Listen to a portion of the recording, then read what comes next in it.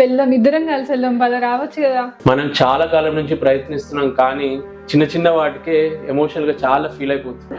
కానీ పరిష్కారం మనకు దగ్గరలోనే ఉంది.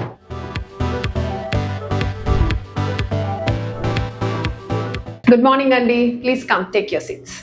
డాక్టర్, చాలా మంది కపుల్స్ ఇన్ఫర్టిలిటీ ఇష్యూస్ తోటి సఫర్ అవుతున్నారు కదా, ఫర్టిలిటీ ఎక్స్పర్ట్ ని ఎప్పుడు కన్సల్ట్ అవ్వాలి? ఫర్టిలిటీలో సమయం అనేది చాలా కీలకమైన పాత్ర వహిస్తుంది. 30 ఏళ్ల లోపు అయితే గనక 1 సంవత్సరం వరకు సహజ సంబంధం తర్వాత కూడా మరి గర్భధారణ అవ్వలేదు అంటే గనక ఫర్టిలిటీ ఎక్స్పర్ట్ ని కలవాల్సిన అవసరం ఉంటుందండి. అదే 35 ఏళ్ళు పైబడిన వారు లేదా ఏదన్నా medical disorders, associated medical disorders like polycystic ovarian syndrome కానివ్వండి, థైరాయిడ్ డిజార్డర్స్, ఏదైనా ట్యూబల్ బ్లాక్ ఉన్నా కూడా, ఏదైనా ఎండోమెట్రియోసిస్ ఏమన్నా ఎన్కౌంటర్ చేసినా, ఇర్రెగ్యులర్ మెన్సెస్ కూడా ఏమన్నా ఉన్నా కూడా వెంటనే ఫర్టిలిటీ ఎక్స్పర్ట్ ని కలవాల్సిన అవసరం ఉంటుందండి.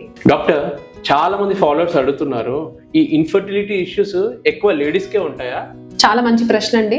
వైద్యపరంగా చూసుకున్నట్టయితే ఒక 20% కేసెస్ లో స్త్రీల ఫర్టిలిటీ ప్రాబ్లమ్స్ మనం నోటీస్ చేస్తే, ఒక 40% కేసుల్లో మనం మగవారి సమస్యలు కూడా ఫర్టిలిటీ ఇష్యూస్ అనేది మనం గమనిస్తూ ఉంటాం. 20% కేసెస్ లో ఇద్దరు వైఫ్ అండ్ హస్బెండ్, ఇంకా ఎన్నో అజ్ఞాత కారణాలు కూడా ఉండవచ్చు. ఫర్టిలిటీ అనే ఇష్యూలో మనము ఒక ఆడవాళ్ళనే తప్పు పట్టడం వల్ల స్ట్రెస్ పెరిగి హార్మోన్స్ ఇంబ్యాలెన్స్ వల్ల గర్భధారణ ఇంకా కూడా ఆలస్యం అయ్యే అవకాశాలు ఉంటాయండి.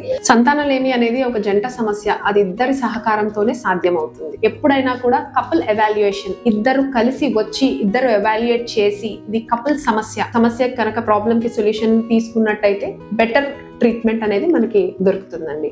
కొన్ని రిపీటెడ్ అటెంప్ట్స్ తర్వాత కపుల్స్ చాలా ఎమోషనల్ గా ఇబ్బంది పడుతుంటారు కదా, అలాంటి కపుల్స్ కి మీరు ఇచ్చే అడ్వైస్ ఏంటి? ఫర్టిలిటీ అన్నది ఒక శరీరానికి సంబంధించిన ప్రాబ్లం కాదు, ఇది డెఫినెట్ గా ఒక మనసుకి సంబంధించిన ప్రయాణం కూడా. ప్రతి నెల ఒక నిరాశ, ప్రతి రిపోర్ట్ ఒక నిరుత్సాహం, ఇవన్నీ కూడా కపుల్ పైన చాలా మానసిక ఒత్తిడిని కలిగిస్తూ ఉంటాయి. నేను ఇచ్చే మీకు సూచనలు ఒకటే.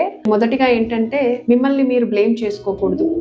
దీంట్లో మీరు చేసిన తప్పేం లేదమ్మా, ఇది ఒక మెడికల్ డిజార్డర్. సెకండ్ ఏంటంటే, కపుల్ ఇంటిమసీ అంటాం, మీతో మీరు మాట్లాడుకోవాల్సిన అవసరం ఉంటుంది. థర్డ్ ఏంటంటే, చాలా పీస్ఫుల్ గా, అంటే మీరు చాలా మెంటలీ అండ్ చాలా స్ట్రెస్ లో ఉంటారు, కానీ మెడిటేషన్, యోగా ఇట్లాంటివి చేసుకుంటూ చాలా పీస్ఫుల్ గా, స్ట్రెస్ ఫ్రీగా ట్యాకిల్ చేసుకునే situation. So you have to be very patientful. మీ డాక్టర్ మీద మీకు నమ్మకం ఉండాలి, చాలా ఇంపార్టెంట్ అది. ఎందుకంటే ఇంత కష్టం తర్వాత మీరు వచ్చినా కూడా సైన్స్ అనేది చాలా అడ్వాన్స్ అయింది. We have many procedures, IVF అని, ఇప్పుడు ICSI అని, ఎంబ్రియో ఫ్రీజింగ్ అని. సో ట్రస్ట్, హోప్, పేషెన్స్ ఉంటే కనుక మనము ఈ జర్నీని డెఫినెట్ గా పీస్ఫుల్ గా and we can achieve the dream of parenthood. ఎవరో వచ్చి హెల్ప్ చేస్తారని ఎదురు చూడకుండా మొదటి అడుగు మీరే వేయండి.